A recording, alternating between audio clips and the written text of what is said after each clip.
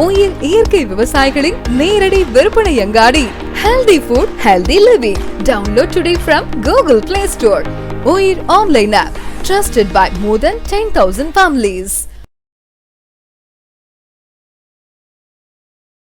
எங்கேயாவது தாவேகாவும் நாம் தமிழர் கட்சியும் சேரத்துக்கு வாய்ப்பு இருக்கா? அது ஜான் ஆரோக்கியசாமிக்கு ஆசை, எப்படியாவது கொண்டு போய் விட்டுறலான்னு. அதுதான் அவர் ஆரம்பத்துலேருந்து ஒர்க் பண்ணி இன்றைக்கி இந்த லெவலில் கொண்டு வந்து வச்சுருக்காரு. ஆனால் சீமான் விஜய் தலைமையில் எப்படி போவார்? இன்னொரு பக்கம் பாஜக விஜயை ட்ரை பண்ணிக்கிட்டே இருக்காங்க, ஏதோ ஒரு வகையில் உள்ளே இழுத்து போடலாம் அப்படின்னு. திமுக இன்னொரு பக்கம் நீங்கள் தனியாகவே நில்லுங்க, உங்களுக்கு என்ன வேணும் நான் பார்த்துக்கிறேன்ற மாதிரி அது ஒரு தனியாக பேச்சுவார்த்தை போகுது. இன்றைக்கி கூட நக்கீரனில் வந்திருக்கு பார்த்தீங்களா? விஜய் நெருங்கிய நண்பர் விஷ்ணு ரெட்டி என்பவர் திமுகவிலும் ஒரு நெருக்கமான இதோட பேச்சுவார்த்தை நடத்திட்டு இருக்காங்க. தனித்து நிற்கிறதுக்காக அவங்கள அசைன்மெண்ட் கொடுத்துருக்காங்கன்னு. உங்களுடைய பிரதான கோஷம் சாரி சொல்லாதீர்கள், சாரி வேண்டாம், நீதி வேண்டும். ஆனால் உங்கள் தலைவர் என்ன பேசுகிறாரு? சாரி சொன்னீங்களே, அவர்களுக்கு சொன்னீர்களா, தயவு செய்து அவர்களுக்கும் சொல்லிவிடுங்கள் சிஎம் அவர்களே, இப்படி தானே சொல்கிறாரு. இது முரண் தெரியுதா?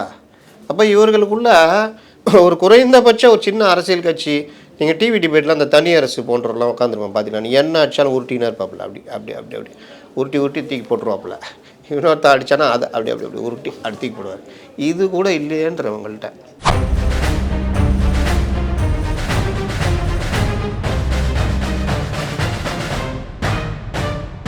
ரெட்ரோலுக்ஸ் நெஞ்சங்களுக்கு வணக்கம். நான் உங்கள் கார்த்திக். இன்றைய பொலிட்டிக்கல் பல்ஸ் நிகழ்ச்சியில் நம்முடைய இணைந்திருப்பவர் மூத்த பத்திரிகையாளர் திரு அப்துல் முத்தலீஃப் அவர்கள். வணக்கம் சார். வணக்கம். அதிமுக பிரம்மாண்ட கட்சியுடன் கூட்டணி வைக்க போகுது அப்படின்னு சொல்லி எடப்பாடி பழனிசாமி அவர்கள் அவருடைய பரப்புரையில் ஒரு விஷயத்த சொல்லியிருந்தார். பெரிய பிரச்சனைலாம் ஒன்றும் இல்லை, பிரம்மாண்ட கட்சி அப்படின்ற ஒரு வார்த்தை. பிரம்மாண்ட கட்சியா, பரந்த கட்சியா, அதாவது பிரம்மாண்ட கட்சியா, பிரதான கட்சியா, பிரமாதமான கட்சியா அப்படின்னு அதுலேயே குழப்பத்தில் தான் ஒரு சிலர் பேசிக்கிட்டு இருக்காங்க. ஆனால் அவர் சொன்னது பிரம்மாண்ட கட்சி அப்படின்றது தான் உண்மை. இன்னொரு குழப்பமும் நான் சொல்கிறேன், அது புது உருட்டு ஒன்று சொல்கிறேன். இது ஒரு பக்கம். அப்புறம் இன்னைக்கு அவர் டைம்ஸ் ஆஃப் இந்தியாவுக்கு கொடுத்த ஒரு இன்டர்வியூவில் அவர் என்ன சொல்லியிருக்காருன்னா, நீங்கள் சொன்ன இந்த பிரம்மாண்டமான கட்சி யார் அப்படின்ற மாதிரி கேட்கும்போது இதெல்லாம் சொல்ல முடியாது வருவாங்க அப்படின்னோடனே, விஜயுடன் பேசிக்கிட்டு இருக்கீங்களான்னு கேட்டதுக்கு இதெல்லாம் தேர்தல் யுக்தி, இதெல்லாம் வந்து வெளியே சொல்லிட்டு இருக்க முடியும் அப்படின்னோடனே, செய்திகளில் என்ன வருதுன்னு விஜய் கூட கூட்டணியா அப்படின்ற கேள்விக்கு இபிஎஸ் மறுக்காமல் பதில், அதை மறுக்கலை அவர் அப்படின்ற. அப்போ பாஜகவை விட்டு வெளியேற போராட்டி விட்டு இங்கே வந்துடுறாரு இப்படின்றது தான் நம்ம பார்த்துக்கிட்டு இருக்க விஷயம். இந்த பிரம்மாண்ட கூட்டணி இருக்கு இல்லையா, இதோட பின்னணி என்னவா இருக்கு? பிரம்மாண்ட கட்சி சார், அதாவது இவர்கள் அந்த சில இதெல்லாம் வச்சுக்கிட்டு, ஸ்ட்ராட்டஜி டீம் அதெல்லாம் வச்சுக்கிட்டு, இந்த ஊடகங்கள் மெயின் ஸ்ட்ரீம் மீடியாக்கள்லாம் அப்பப்போ ஏதாவது கொடுத்து ஒரு ஊசி பட்டாசை கொளுத்தி போட்டுக்கிட்டு இருப்பாங்க. அது அப்பப்போ டப்புன்னு வெடிக்கும். ஒரு ஊசி பட்டாசு எவ்வளோ நேரம் இருக்கும்? டாப்புன்னு ஒரு சவுண்டு கேட்கும், கொஞ்ச நேரம் ஓடும், அடங்கும். இந்த மாதிரி எத்தனை ஊசி பட்டாசு கொளுத்தி போட்டாங்க நான் இன்றைக்கி ட்விட்டரில் கூட போட்டிருக்கேன். ஆனால் இவர் ஒரு பெரிய பாம்பை கொளுத்தி அந்த ஊசி பட்டாசு இந்த கிடங்கு இருக்குல்ல அதில் தூக்கி போட்டார் இவர். அது பார்த்தா பெருசாக வெடிச்சிக்கிட்டு இருக்குது, இப்போ வரைக்கும் அடங்க மாட்டேங்குது. அந்த பிரம்மாண்ட கட்சின்னு மண்டை பிச்சுக்கிட்டு இருக்கிறாங்க. அதுவும் கட்சின்னு சொல்லியிருந்தா கூட ஏதோ ஒன்று அது இது மதிமுக அதுன்னு விடலாம். பிரம்மாண்ட கட்சின்னு ஒன்று யாரா பிரம்மாண்ட கட்சி? இதுதான் அந்த பிரம்மாண்டன்ற வார்த்தை பெருசாக குழப்பி பிடிச்சா வருதோ இல்லையோ 2026 பிப்ரவரி வரைக்கும் அந்த பட்டாசு வெடிச்சிக்கிட்டே இருக்கும். நமத்து போயிடாதா கொஞ்சம் நல்ல யாரும் வரலன்னா நமத்து. இவங்க அந்த கடைசி இந்த பாம்பை அடித்தா சில சமயம் கொளுத்தி அதை தண்ணியில் கரைச்சி ஏதோ பண்ணுவாங்க, அது வந்து அப்படி தொடருமா. அந்த மாதிரி இவர்களுக்கு வந்து அது இல்லவே இல்லை அப்படின்னு ஆக்கிறதுக்கு தான் ட்ரை பண்ணுவாங்க. இதுக்கு நடுவில் இவருடைய வழக்கமான சின்ன பட்டாசு கொளுத்தி இன்றைக்கி போட்டாங்க. இது பாஜகவை விரட்டி விட்டு இங்கே வருவாருன்னு.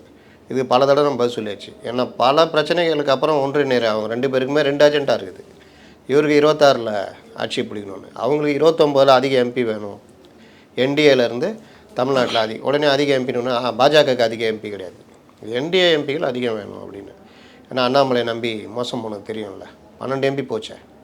அப்போ அந்த இது நோக்கம் அவர்களுக்கு இருக்குது. இது ரெண்டும் இணைகிற பொழுது இந்த கூட்டணிக்குள்ளே யாரை கொண்டு வரணும்னு தனியாக ஒர்க் பண்ணிகிட்டு இருக்காங்க.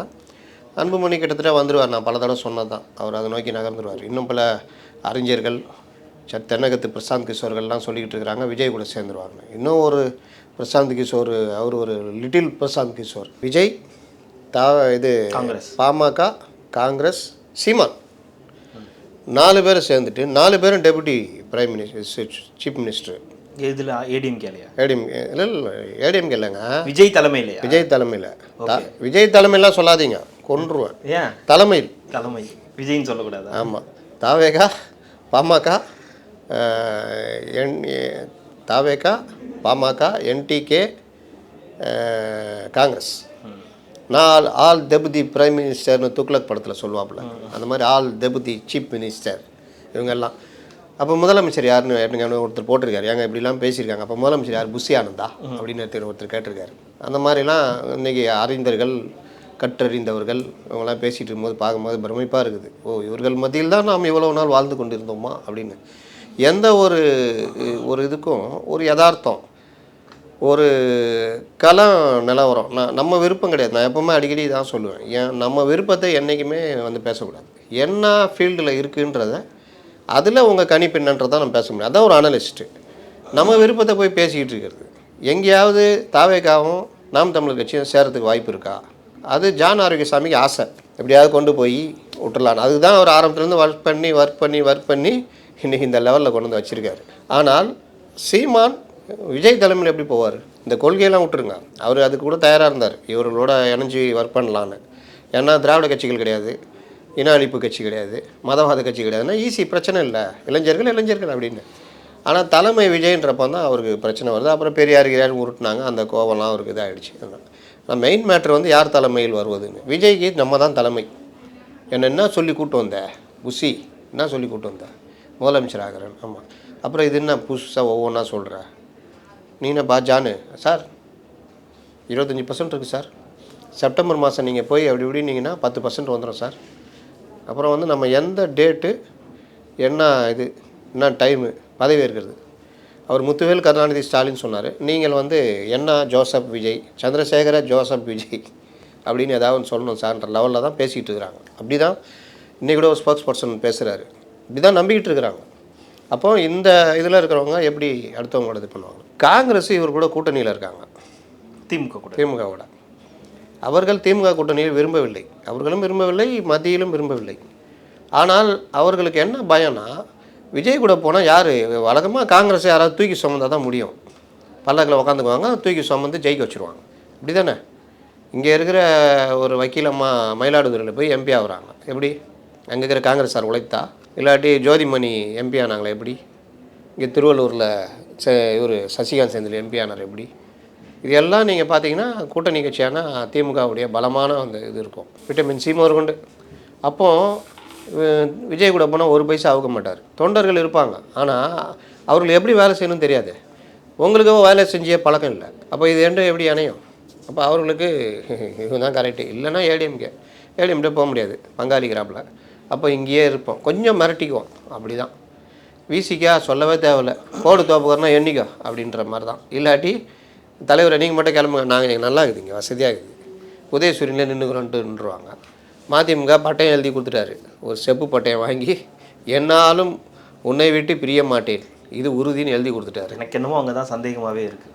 இந்த பட்டயம் எழுதி கொடுக்குற இடத்து கட்சி தான் சொல்ல முடியாது. அவர் யூட்டர்ன் அடிச்சவர் தான் வந்து அப்படி யூட்டர்ன் அடிச்சுட்டு போயிட்டார் 2006 நம்ம. அதனால் அவர் அதுக்கு இது. ஆனால் இப்போ அந்த மாதிரி இல்லை, அவர் வயதான மன்னர் ஆகிவிட்டார்.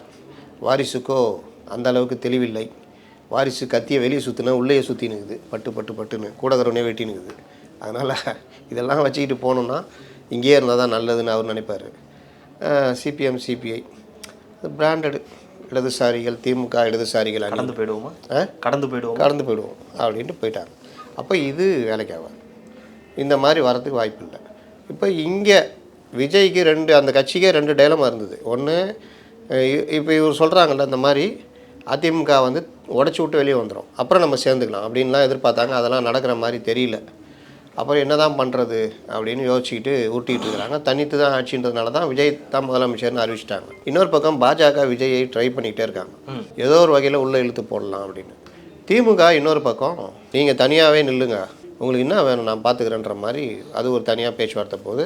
இன்றைக்கி கூட நக்கீரனில் வந்திருக்கு பார்த்தீங்களா, விஜய் நெருங்கிய நண்பர் விஷ்ணு ரெட்டி என்பவர் திமுகவிலும் ஒரு நெருக்கமான இதோட பேச்சுவார்த்தை நடத்திட்டு இருக்காங்க. தனித்து நிற்கிறதுக்காக அவங்கள அசைன்மெண்ட் கொடுத்துருக்காங்கன்னு. நம்பிக்கை உள்ள பத்திரிகை தானே அது. ஆமாம், அது எல்லாமே நீங்கள் மறுதளிக்க முடியாது. இல்லை, எல்லாத்தையும் மறுதளிக்க முடியாது, ஆனால் நம்பிக்கை உள்ள பத்திரிகை. ஆமாம், ஏன்னா திமுக ஆதரவு பத்திரிகை தானுங்க. அங்கேயே அதுலேயே இப்படி வருதுன்னா பார்த்துங்க, நம்ம சொல்லலை. திமுக ஆதரவு பத்திரிகைகள் அப்படி தான் சார் வரும். அப்படி தான் வரும்னா அவங்க திமுகவிலே பேசுகிறாங்கன்றது வருது இல்லை. ஓகே, அதனால் இல்லை நம்மளே கூட கொஞ்ச நாள் முன்னாடி கேள்விப்பட்டோம் இந்த மாதிரி அவர் கொஞ்சம் வெயிட்டாக ஒருத்தர் நண்பர் இருக்காருன்னு பேர் உட்பட அவங்க போட்டிருக்காங்க. அப்போ அது ஒரு பார்ட்டு. அப்போ இந்த மாதிரி தாவேகா குழம்பிக்கிட்டு இருக்குது. அதனால் இன்றைக்கி அவர் வந்து ஒரு குண்டத்துக்கு போட்டார், அது நாம் தமிழர் கட்சியா தாவேகாவா அப்படின்னு ஒரு குழப்பத்தில் இவங்க ஓடிக்கிட்டு இருக்கிறாங்க. அவர் சீமான் நேற்று கூட நாங்கள் யார் கூடயும் கூட்டணி இல்லை, மக்கள் கூட தான் கூட்டணின்னு அவர் சொல்கிறாரு. தேர்தலில் எதுவும் நடக்கலாம்னு இவங்களுக்கு பயம் இப்படிலாம் சொல்லுவாங்க. அப்புறம் திமுக வீழ்த்துவது ஒன்றை லட்சியம், அதற்காக இணைந்தோம்ன்றுவாங்க. பாஜக கூட்டணி ஒன்றும் இல்லை, தமிழகத்தில் பெரிய கட்சி அதிமுக, அதனால் நாங்கள் அதிமுக கூட்டணியில் தான் இருக்கிறோம், இதை வந்து நீங்கள் அப்படி பார்க்கக்கூடாதுன்னு சொல்லிட்டா என்ன பண்ண முடியும்? அந்த பயம் திமுக கூட்டணி இருந்துகிட்டே இருக்குது. அதற்கு என்ன பண்ணுறாங்கன்னா, இந்த கூட்டணியை மறுபடியும் உடைக்கணும், அந்த அஜெண்டா மெயின் அஜெண்டா ஒன்று இருக்குல்ல, பாஜக அதிமுக உடையும், அதை கிளப்பி விட்டு இன்றைக்கி இவர் பேட்டி கொடுத்துருக்காரு, விஜய் கூடன்றதை மறுக்கலை, அதனால் பாஜகவை கழட்டி விட்டு வரப்போகிறாரு.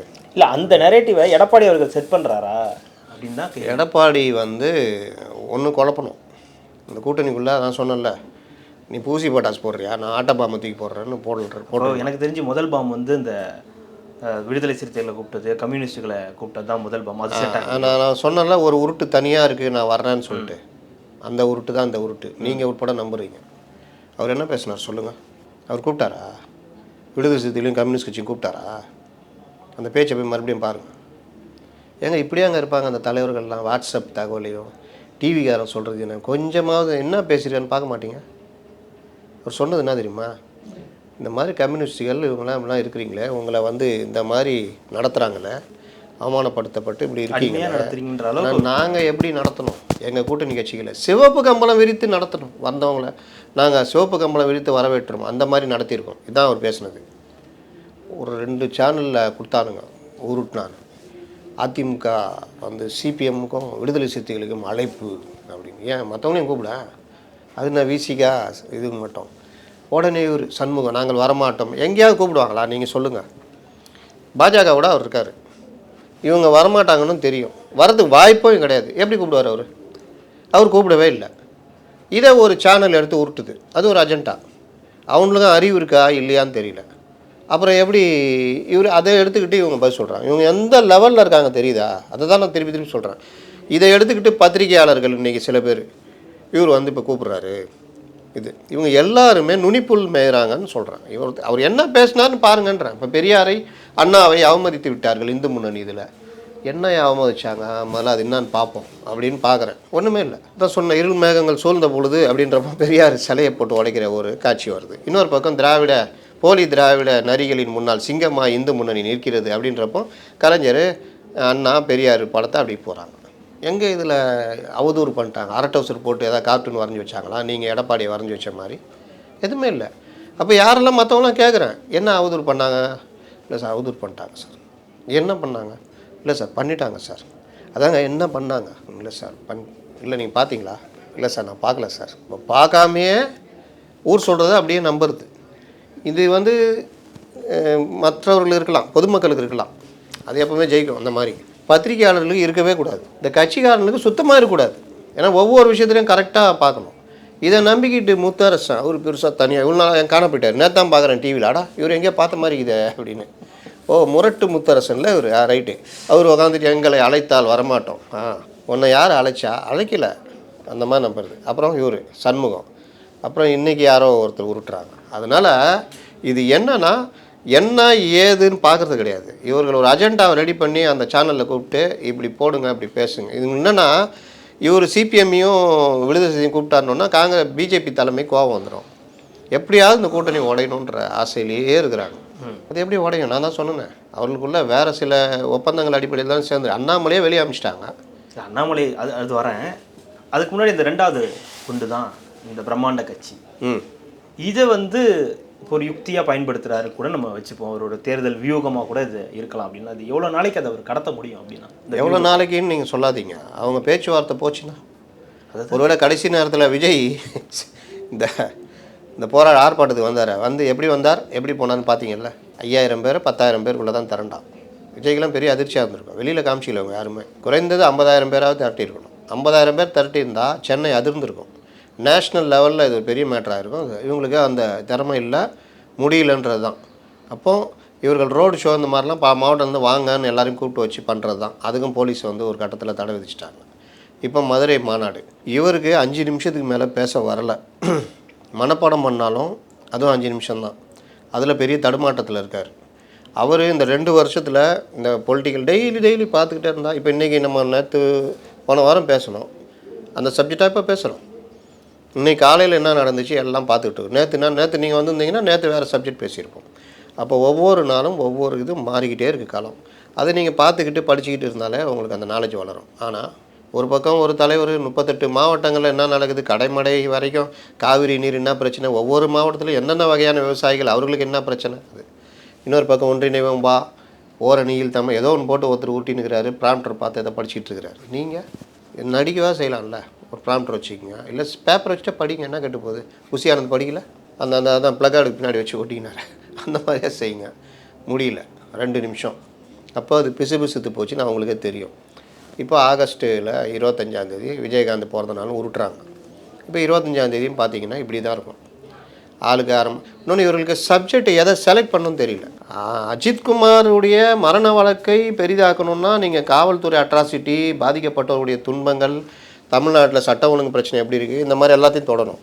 ஆனால் நீங்கள் என்ன சொல்கிறீங்கன்னா சிபிஐக்கு ஏன் கொடுத்தீங்க, தமிழ்நாடு போலீஸ் ஏன் கொடுக்கல? இது ஒரு பெரிய ஒரு லாக்அப் மரணத்தில் இந்த சப்ஜெக்ட் எங்கே எடுபடுமா? இதை கேட்டுட்டு கீழே போகிறவன் போய் என்ன அவங்க தலைவர் பேசினார்னா சிபிஐ மரணத்தை ஏன் கொடுக்கல, ஏன் கொடுத்தீங்க, போலீஸ் கொடுக்கலன்னு வேறு என்ன சொன்னாங்க, இதாங்க சொன்னாங்க. அப்புறம் எல்லாருக்கும் சாரி சொல்ல சொன்னாருங்க. உங்களுடைய பிரதான கோஷம் சாரி சொல்லாதீர்கள், சாரி வேண்டாம் நீதி வேண்டும். ஆனால் உங்கள் தலைவர் என்ன பேசுகிறாரு, சாரி சொன்னீங்களே அவர்களுக்கு சொன்னீர்களா, தயவு செய்து அவர்களுக்கும் சொல்லிவிடுங்கள் சிஎம் அவர்களே, இப்படி தானே சொல்கிறாரு. இது முறைன்னு தெரியுதா? அப்போ இவர்களுக்குள்ள ஒரு குறைந்தபட்ச ஒரு சின்ன அரசியல் கட்சி, நீங்கள் டிவி டிபேட்டில் அந்த தனி அரசு போன்றவரெலாம் உட்காந்துருப்போம் பார்த்தீங்கன்னா, நீ என்ன அடித்தாலும் உருட்டினா இருப்பாப்புல, அப்படி உருட்டி தூக்கி போட்டுருவாப்புல. இன்னொருத்த அடித்தானா அதை அப்படி உருட்டி தூக்கி போடுவார். இது கூட இல்லையன்றவங்கள்ட்ட புரியுதா? அப்போ நீங்கள் ஆகஸ்ட்டில் இதுவும் அப்படியே அதே தான். இவர் ஒன்று பேசுவார், அவர் ஒன்று பேசுவார், யாருக்கும் எந்த இதுக்கும் சம்மந்தம் இருக்காது. புசி ஆனந்த் ஒன்று மெயின்டைன் பண்ணுவாப்புல. போன தடவை நீங்கள் 5 நிமிஷம் பேசிட்டீங்க, இந்த தடவை 3 நிமிஷம் தான் பேசணும், அதுக்கு மேலே பேசக்கூடாது அப்படின்றாரு. தலைவரை மீறி நீங்கள் தலைவர் 2.18 நிமிஷம் பேசியிருக்காப்புல, நீங்கள் 2.2 நிமிஷம் பேசலாம், 3 நிமிஷம் பேசுனீங்கன்னா அப்புறம் எனக்கு கோபம் வந்துடும் அப்படின்றாரு. அதனால் யாரும் பேச மாட்டாங்க. அப்படியே பேசினாலும் அருண்ராஜ் மாதிரிலாம் அவங்களாம் எந்த உலகத்தில் இருக்காங்கன்னு தெரில. அவர் ஏதோ ஒன்று, எப்போவுமே அதிகாரிகள் தான், அவர்களால் ஒன்ற முடியாதுன்றது அருண்ராஜ் விவகாரத்தில் எதிரொலிக்குது. இவர் பிள்ளை தமிழில் பேசிகிட்டு இருக்காரு, ஆதவ அர்ஜுனா நாடகத்தமிழ் அதுன்னு இந்த எழுதி வச்சு அப்படி பேசுவாங்க. இதெல்லாம் மாறணுங்க. உங்களுக்கு மக்களோட ஒன்றிணைன்னா நீங்கள் அதெல்லாம் மாறணும். உங்கள்கிட்ட ஆள் இல்லையா, நீங்கள் யாருக்கிட்டையும் எதுவும் எடுத்துக்க மாட்டேங்கிறீங்க, நாங்கள் தான்றீங்க. அப்போ என்ன ஆகும், நீங்கள் தான் இருக்கோம். இது முடித்தோடனே செப்டம்பர் நீங்கள் எடப்பாடி பாருங்கள், கையில் குறிப்பு, இது மடை திறந்த வெள்ளம் போல் ஒவ்வொரு நாளும் ஒவ்வொரு சப்ஜெக்டு. நான் சொல்கிறேன், எனக்கு பிரகாரம் முருகுமாறன் வருவார், இல்லை வேறு யாராவது வருவார், அதனால் சொல்ல முடியுமா? எனக்கு பிறகு இவர் தான் திமுக தலைவர்னு உன் பிள்ளையை தாண்டி அதை சொல்ல முடியுமான்னு கேட்குறாரு. என் ஆட்சியில் குறை இருந்தால் சொல்லியா, நான் பதில் சொல்கிறேன். தவழ்ந்து போனேன், ஊர்ந்து போய் இதையே எவ்வளோ நாளைக்கு சொல்லிகிட்டு இருப்பீங்க. உடனே சுந்தரா டிராவல்ஸ் பாப்பா, நாங்கள் அவ்வளோதான் வசதி, விவசாயி, இந்த மாதிரி பஸ்ஸில் தான் வர முடியும், உங்களை மாதிரியா அப்படின்னு அடி எடுபடுதாங்க. இன்னொன்று, இவர்கள் சொன்ன கதையெல்லாம் நான் பார்க்கும் பொழுது உண்மையிலே இவர் பிரச்சார பயணம்னு போகிறாரு, என்ன கூட்டம் வருமோ அதையும் எடுத்து பெருசாக வைரல் ஆகிடுவாங்க அப்படின்னு பார்த்தா, நீங்கள் என்ன தான் கட்சிக்காரங்க திரட்டினாலும் இந்த மாதிரி ஒரு கூட்டம், ஒரு எழுச்சின்றது. ரெண்டாவது சப்ஜெக்ட் மேட்ருங்க. நீங்கள் ஒவ்வொரு சப்ஜெக்ட்டுமே வித்தியாசமாக இருக்குது. இது ஜெயலலிதா பாணி சில இடங்களில் பேசுகிறாரு, எந்த அதிகாரியும் விடமாட்டேன்னு பேசுகிறாரு. 4 ஸ்போக்ஸ் பர்சன் போடுறீங்களே, அப்பாக்குப்பா சொன்னீங்க, வந்தால் விடமாட்டேன்றாரு. இந்த மாதிரி அதிகாரிகள் பண்ணது, அதிகாரி ஒருத்தனை விட மாட்டேன்றாரு. டிபார்ட்மெண்ட் வைஸ் பிரித்து சொல்கிறாரு, காவல்துறை, பொதுப்பணித்துறை, வருவாய்த்துறை, யாராக இருந்தாலும் என்கிட்ட தப்பிக்க முடியாது, விசாரணை கமிஷன் போட்டு பயம் வரும் அதிகாரிகளுக்கு. அதிகாரிகளுடைய தன்மை எப்படி இருக்குன்னு தெரியுமா? மொதல் 4 வருஷம் ஒரு மாதிரி இருக்கும், 4ஆவது வருஷத்துலேருந்து லைட்டாக மாறுவாங்க. அவங்களுக்கு தெரியும். போலீஸும் பம்மும் ரொம்ப பண்ணாது. சில பேர் இருப்பான், ராஜாவை மிஞ்சிய இந்த கம்யூனிஸ்ட் முத்தரசன் மாதிரி ஆட்கள், அவன் கொஞ்சம் எப்போவுமே ஒரு மாதிரி இருப்பான். அவன் ராமநாதபுரம் மண்டபமோ ஏதோ ஒன்று. ஆனால் பொதுவாக அந்த சூழ்நிலைக்கு ஏற்ற அதிகாரிகள் லைட்டாக பம்மிடுவாங்க, அப்படி இதாகும். இதுதான் வந்து இது. அதனால் அவருடைய இந்த பேச்சு இந்த மாதிரி விஷயங்கள் வேறு லெவலில் எதிரொலிக்குது. அதனால தான் இவர்கள் மௌனமாக இருக்கிறாங்க. இவர்கள் அதுக்கு கேள்வி கேட்கறதுக்கு பதில் சொல்ல ஒன்றும் இல்லை. இந்த சில்லுண்டித்தனமாக தலைவரை இதை பேசு, சுந்தரா ட்ராவல்ஸ் தலைவரை அதே மூஞ்சி முன்னாடி ஒரு மைக் போட்டுக்கிற அது பேசு, நீ ஐயின்னு பல்ல காமிக்கிற அது பேசுங்க தலைவர் அப்படின்னு எப்படி சப்ஜெக்டை கரெக்டாக எடுக்கிறார். இவர் எடுக்கிறாரு, அதுக்கு பதில் சொல்ல முடியல. இன்னொன்று அவர் கேட்குறாரு, போன தடவை பார்லிமெண்ட் எலெக்ஷனு மோடிக்கும் ராகுலுக்கும் சொன்னாங்க, இங்கே அதுக்கு எதிரொலிச்சது எல்லாம் பண்ணீங்க. இந்த தடவை சட்டமன்ற எலெக்ஷன், இது எங்கே யாருக்கும் அதிமுகவுக்கும் திமுகவுக்கும். நீங்கள் எதை பேசுகிற இப்போவும் திருப்பி அதையே பேசிகிட்டு இருக்கிற, இங்கே வா என்கிட்ட வான்றாரு. வா என்கிட்ட அப்படின்னா வரமாட்டேங்கிறாங்க. ஏன்னா அந்த அளவுக்கு பெருசாக இவர்கள்ட்ட என்ன இருக்குது, தூத்துக்குடி சாத்தான்குளம், அதிகபட்சமாக முஸ்லீம்கள் ஏரியாவில் போனால் சிஐஏ. இப்போ அதெல்லாம் அவர் தனியாக எடுத்து பேசிக்கிட்டு போகிறாரு. இஸ்லாமியர்கள் என்ன பண்ணணும், ஜெயலலிதா பீரியட்லேருந்து என்ன பண்ணணும், நான் தான் நிற்பேன் கூட, நீங்கள் ஏமாந்துடாதீங்கன்றாரு. அப்போ இந்த மாதிரி விஷயங்கள் எல்லாமே இவர்கள் இதை எதிர்பார்க்கல. அடிச்சுக்கிட்டே இருந்தாங்க, அவங்க குனிஞ்சிக்கிட்டே இருந்தாங்க. அதனால் எடப்பாடி சமீப காலமாக ஒரு 8-10 நாளாக ஸ்கோர் பண்ணிகிட்ருக்காரு அப்படின்னு சொல்லணும். இல்லை, இன்னொரு பக்கம் இது எல்லாமே ஓகே, இது அவங்களுடைய கூட்டணி. இன்னொரு பக்கம் திமுகவுடைய கூட்டணி அந்த எல்லாமே பலமாக இருக்குது. இன்னொரு பக்கம் இவங்களோட பாஜக வெர்சஸ் அதிமுக நேரம் போயிட்டுருக்கு. ஜெல்லாகலை இல்லை, ஜெல்லாகலைன்றதை தாண்டி அவங்க ஒரு களத்தில் இறங்கிட்டாங்க. போயிட்டு அண்ணாமலை அவர்கள் சொல்லக்கூடிய விஷயம் அது இன்னும் பேசு பொருளாகவே வாங்க அதுக்கு தான் வர்றீங்க. அதிமுக வெர்சஸ் பாஜக அப்படி போதா, என்டிஏ வெர்சஸ் அண்ணாமலை அப்படி போதா? இல்லை, அவருடைய பாயிண்ட் ஆஃப் வியூலேருந்து பார்க்கும்போது அது அவருக்கு என்னங்க பாயிண்ட் ஆஃப் வியூ? யார் நீ ஒரு ஆஃபீஸரு விஆர்எஸ் கொடுத்தீங்க, வேற ஒரு நோக்கத்துக்கு கொண்டு வந்தாங்க. ரஜினி கட்சி ஆரம்பிப்பார், இவர் தான் முதலமைச்சர் அப்படின்னு அண்ணாமலை அப்படி நிற்பார் அப்படின்னு கொண்டு வந்தாங்க. அவருக்கு ஒரு வாய்ஸ் இருக்கு இல்லையா தமிழ்நாடு? இருங்க, நான் அதை தாங்க வர்றேன். அந்த வாய்ஸ் எல்லாம் யார் கொடுத்தது? ஒன்று இருக்குல்ல, உதயநிதி ஸ்டாலின் தானா உழைச்சி வந்தாரா? ஸ்டாலின் தானா உழைச்சி வந்தாரா? கருணாநிதி வந்தார் தானா உழைச்சி. அப்போ ஒரு ஏணி மேலே ஏறி தான் நீங்கள் வர்றீங்க. அந்த மாதிரி உனக்கு ஒரு ஏணி படிக்கட்டு கொடுத்தது பாஜக. நீங்கள் என்ன வேணாலும் பேசிக்கிங்க, நீங்கள் என்ன வேணாலும் பண்ணீங்கன்னு முழு சுதந்திரத்தை கொடுத்தது பாஜக. வராகின்னு அவர்களுடைய வார் ரூம், இது பாஜகவுடைய அகில இந்திய லெவலில். இங்கே இவர் தனியாக ஒரு வார் ரூம் வச்சுக்கிட்டார், அதையும் அனுமதி கொடுத்தாங்க. எல்லா தலைவர்களையும் ஓரம் கட்டினார். நான் சொல்கிறதான் அப்படின்னாரு. ஊரில் இருக்கிற ரவுடிகள் தாதாக்கள் எல்லாம் கட்சிக்குள்ளே சேர்த்தார், அதுக்கும் ஓகேன்ட்டாங்க. அதனால எவ்வளோ பிரச்சனைகள் வந்து தெரியும். அப்புறம் இவரே நீக்கிற மாதிரிலாம் வந்துச்சு. இது இல்லாமல் அமித்ஷா வேலை கூட்டு போய் நிப்பாட்டி அதெல்லாம் பிரச்சனை ஆச்சு. அப்போது இவர் என்ன பண்ணாலும் கொடுத்தாங்க, இவரை ஃப்ரீடமாக பேச விட்டாங்க. எல்லாத்துக்கும் மேலே கூட்டணிக்குள்ளே இவர் கழகம் மூட்டுற வேலையை செய்யும் பொழுதும் அனுமதிச்சார்கள். ஏடிஎம்கே ஆட்களே திட்டுறது, ஜெயலலிதாவை திட்டுறது, அண்ணாவை திட்டுறது, எல்லாத்துக்கும் இவங்க போய் சொல்லுவாங்க என்னங்க இந்த மாதிரி பண்ணுறாங்களே அப்படின்னு. கண்டுக்கவே இல்லை. இவர் ஒரு படி மேலே போய் திட்டிகிட்டு இருந்தார். அதுக்கப்புறம் தான் இவர் ஒரு அவதாரம் எடுக்க ஆரம்பித்தார். எப்படி வார் ரூம் வச்சு இவரை பற்றி தனியாக ஒரு கதைகள், புனை கதைகள் அதெல்லாம் பண்ணிக்கிட்டே என் மனசாட்சி நான் இருக்கும் வரை அதான் நீங்கள் இல்லை. இப்போ அந்த ஒரு தனி நபராக தன்னை முன்னிறுத்துகிற வேலைலாம் பண்ணார். அது ஒரு வகையில் பாஜகவுடைய வெற்றிக்கு உதவுன்னு அவங்க எதிர்பார்த்தாங்க. அந்த உருட்டலுடைய விளைவு தான் 2024 இவர் இது பண்ணது. ஆனால் இது எல்லாத்துக்கும் பின்னாடி டிஎம்கே இருந்தது அப்படின்றத இன்னைக்கு எடப்பாடி சொல்கிறார். பணம் விளையாடியது அவர் டீசெண்டாக சொல்லிட்டு போயிட்டார். ஏன்னா நாளைக்கு சில கட்சிகள் வர வேண்டியிருக்கும், அவங்களுக்கும் சேர்த்து தான் பணம் விளையாடியது. அதனால் அவர் டீசெண்டாக சொல்லிட்டு போனார். இந்த விவகாரத்துக்கு இரையானவருக்கு என்ன தகுதி இருக்குன்னு நீங்கள் அந்த கூட்டணி பற்றி பேசுகிறீங்க? நீங்கள் மாநில தலைவராக இருந்தீங்க, உங்களுடைய தலைமை அகில இந்திய தலைமை. அந்த தலைமை இன்னைக்கு அதிமுகவோட கூட்டணி, அதிமுக தலைமையில் தான் கூட்டணி, எடப்பாடி தான் முதலமைச்சர் வேட்பாளர், என்டிஏ அலையன்ஸு ஜெயிக்கும், இப்படிலாம் தான் சொல்கிறாங்க. இதில் இவர் அது இங்கே புனையப்படுதா வேற மாதிரி புனையப்படுது? ஆமாம், வேற நான் என்டிஏ அலையன்ஸ் ஜெயிக்கணுன்னா பாஜக அதிமுக கூட்டணி ஆட்சி அமையும். என்டிஏ அலையன்ஸ்னால் தமிழில் என்ன? தேசிய ஜனநாயக கூட்டணி. அதை இவர்கள் இன்னும் கொஞ்சம் பிரிக்கிறாங்களாம், பாஜக அதிமுக தலைமையிலான கூட்டணி அப்படின்னு. அதையும் இவர்கள் விளக்கம் சொல்லிட்டாங்க. இல்லை, கூட்டணி ஆட்சி அமைக்கும், எங்கள் கூட்டணி ஆட்சி அமைக்கும். ஆமாம், அதுக்கு இப்போ கூட லேட்டஸ்ட்டாக சொன்னார். அதிமுக ஆட்சியை பிடிக்கும், அதிமுக ஆட்சி அமைக்கும், என்டிஏ கூட்டணி ஜெயிக்கும். வித்தியாசத்தை புரிஞ்சுங்க, உருட்டாதீங்கன்னு சொன்னார் இப்போ லேட்டஸ்ட்டாக 3 நாளைக்கு முன்னாடி. அதை எங்கள் வார்த்தையில் விளையாடுறது இருக்குல்ல, அந்த அஜெண்டா இதை இன்றைக்கி அவர் சொல்கிறாரு. தாவேக்கா ஏன்னா இல்லை அதெல்லாம் சொல்ல முடியாது, இல்லை பேச்சுவார்த்தை இருக்கா, அதெல்லாம் அவங்கள்ட்ட சொல்லணும்னு அவசியம் இல்லைன்றாரு. தாவேக்காவோட நினைவு போகிறார்கள், பாஜகவை கலட்டி விடுகிறதா அதிமுக, உருட்டுறாங்க இல்லை. ஏன்னா இவர் மறுக்கவில்லை. இந்த அஜெண்டா தான் ஒவ்வொரு விஷயத்துலையும். இதுக்கு திமுக சைடில் பண்ணலாம், நியாயம் இருக்குது. திமுக தோழமை கட்சிகள் பேசலாம், நியாயம் இருக்கிறது. பத்திரிகை மெயின் ஸ்ட்ரீம் மீடியா பேசலாம், நியாயம் இருக்குது. ஏன்னா அவர்களுக்கு அஜெண்டாக வேலை செய்யணும். இன்னொன்று இதை பேசு பொருளாக வச்சுருந்தா கொஞ்சம் பேஜ் எதாவது கிடைக்குன்னு உருட்டலாம். டெய்லி உருட்டுறது எதாவது வேணும்ல அதுன்னு. ஆனால் அண்ணாமலை இதையே உருட்டுறதுன்றது எப்படி ஏற்றுக்க முடியும்? இல்லை, அதுதான் அண்ணாமலைக்கு என்ன. இன்னொன்று, அண்ணாமலை சொன்னதாக ஒரு செய்தி, அவர் என்ன சொல்றாரு, எங்கள் தலைவர் என்ன சொல்றாரோ அதான் நாங்கள் சொல்லுவோம். இங்கே அவங்க தலைவர் தான் சொன்னார். இங்கே வந்து அமித்ஷா சொன்னார். அமித்ஷா என்ன சொன்னார்? அவங்களுக்கு ஒரு வேலை அதில் இது இருந்ததுன்னா அவங்க அமித்ஷா கிட்ட பேச. ஆமாம், அமித்ஷா என்ன சொன்னார்? அப்போ அவருடைய பேச்சு அது திமிர் பேச்சு. இது திமிர் பேச்சு.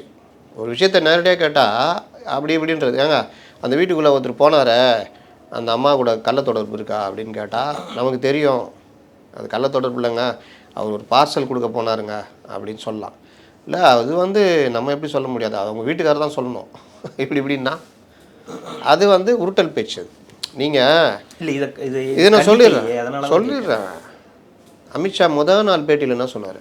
இங்கே எடப்பாடி, அங்கே மோடி. அப்புறம் எத்தனை தடவை சொல்லணும்? அப்போது ஒரு தடவை சொல்லிட்டாரு, டெய்லி ரினியூவல் பண்ணுமா? அதையும் எடப்பாடி கேட்டார், என்னங்க உங்களை ஒவ்வொரு நாளும் சொல்லிகிட்டு இருக்கணுமான்னு கேட்டார். இவர்கள் உட்காந்து உருட்டுறது. இந்த முருகன் இந்த மாதிரி பார்ட்டிலாம் எங்கள் அமித்ஷா தான் அதை பற்றி முடியல. அமித்ஷா தானே சொன்னார். அமித்ஷா சொல்கிறார் அங்கே பிரதமர் மோடினா இங்கே முதல்வர் எடப்பாடி. அமித்ஷா சொல்கிறதா எங்களுக்கு வேத வாக்குன்னு சொல்லி இவர் சொல்கிறார். முருகன் ஏங்க அதை சொல்கிறதுக்கு முன்னாடி நீங்கள் என்ன சொல்லணும்? அமித்ஷா எடப்பாடின்னு சொல்லிட்டாருங்க முதலமைச்சர்னு. அவர் சொல்கிறதா எங்கள் வேத வாக்கு தானே சொல்லணும். இதையும் ஹைடு பண்ணுறீங்கன்னு கேட்குறேன். இவங்க புத்தி தெரியுதா? இவர்கள் இதுக்குள்ளேயே இவர்களுக்கு பொலிட்டிக்கல் நாலேஜ்ன்றது, முருகன்லாம் எவ்வளோ பெரிய சிறப்பான பேச்சாளர் தெரியும்ல. அது ஏதோ உருட்டிக்கிட்டு ஏதோ ஓடிட்டு இருக்கிறாங்க. அண்ணாமலைக்கு நோக்கம் இருக்கு. அண்ணாமலைக்கு நோக்கம் இருக்குது. நம்மளை மீறி போயிடுச்சே. நம்ம அஜெண்டாக்கு இயங்கி இவங்களுக்கு சொல்லி பண்ணி கொடுத்தோமே 24ல், அதே மாதிரி 26லேயும் பண்ணி கொடுக்கலான்னு நம்ம நினச்சதை மேலகரவன் புரிஞ்சுக்கிட்டானே. ஏங்க ஒன்று தெரிஞ்சுக்கிங்க, அமித்ஷாவுக்கு அண்ணாமலை செய்கிற A to Z தெரியும். அண்ணாமலையோட ப்ளஸ்ஸும் தெரியும், மைனஸும் தெரியும். அண்ணாமலை யார் கூடலாம் கை கோத்துட்டாருன்றதும் தெரியும். எல்லாமே தெரியும். இங்கே உட்காந்துருக்காரு கவர்னர். அவர் என்ன குழந்தையா? அவர் ஏங்க இந்தியாவிலே இருக்கிற ஏஜென்சி, எல்லா உளவுத்துறை ஏஜென்சியும் தலைமை பதவி வச்சுட்டு வந்தவர். அவர் என்ன சும்மா கொண்டு இங்கே வச்சுருக்காங்க? அங்கே இருக்கிற ஐபி வந்து இங்கே என்ன சும்மா வேடிக்கை பார்க்குமா? அண்ணாமலை என்ன பண்ணுறாரு, என்ன பண்ணார், யார்கிட்ட பேசினார், 24ல் என்ன நடந்தது எல்லாம் தெரியும். அவங்க எப்படி எதிர்பார்த்தாங்கன்னா, ஏடிஎம்கே கோச்சிட்டு வெளியே போயிட்டாங்க. கூப்பிட்டோம் வரல. சரி தம்பி ஏதோ பண்ணுதுந்த தம்பி என்ன பண்ண போகிற, பாமக நான் பார்த்து பண்ணிக்கிறேங்க. ஏடிஎம்குள்ளே போகிற பாமகவை உடைத்து என் மகனையும் மருமகளையும் வைத்து என் விருப்பத்துக்கு விரோதமாக இது பண்ணாங்க. சொன்னாரா இல்லையா ராமதாஸ்? அந்த ஒர்க்கு பண்ணுறதுக்கு பின்புலமாக என்னென்ன அமைஞ்சதுன்றதுலாம் அவங்களுக்கு தெரியும். சரி இதெல்லாம் அண்ணாமலையுடைய ஒரு அரசியலில் ஜெயிக்கணும்னா ஏதோ பண்ணுறாரு. சரி அண்ணாமலை பண்ணார். அண்ணாமலையுடைய தனிப்பட்ட ஒரு ஒர்க்கும் அந்த இதெல்லாம் சேர்ந்து 18%. இந்த 18%ம் காட்டில் மலையாய் கடலில் நிலவாய்.